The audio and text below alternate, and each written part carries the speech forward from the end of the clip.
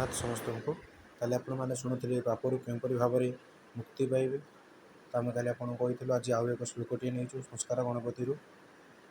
ତ ଦର୍ପଣ କଲଶୋ କନ୍ୟା ତଥାସୁ ମନସୋକ୍ଷତା ଦୀପମାଳା ଧ୍ୱଜାଲାଜା ସମ୍ପୃକ୍ତମ୍ ଚାଷ୍ଟମଙ୍ଗଳମ୍।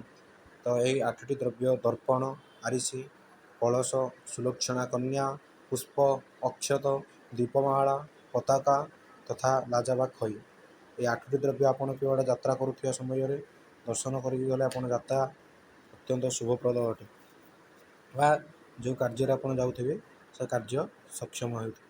ଯଦି ଆପଣମାନଙ୍କର କୌଣସି ଚିନ୍ତା ଥାଏ ବା କୌଣସି ଦୁବିଧାରେ ଥାଆନ୍ତି, ଆପଣମାନେ ଆମ ସହିତ ଯୋଗାଯୋଗ କରିପାରିବେ କମେଣ୍ଟ ମାଧ୍ୟମରେ। ଆମେ ଆପଣଙ୍କୁ ପ୍ରମାଣର ସହିତ ସବୁର ତଥ୍ୟ ଅବଗତ କରିବୁ। ଭିଡ଼ିଓଟି ଭଲ ଲାଗିଥିଲେ ଚ୍ୟାନେଲଟିକୁ ସବସ୍କ୍ରାଇବ୍ କରିବେ, ଲାଇକ୍ କରିବେ, ସେୟାର କରିବେ। ଜୟ ଜଗନ୍ନାଥ।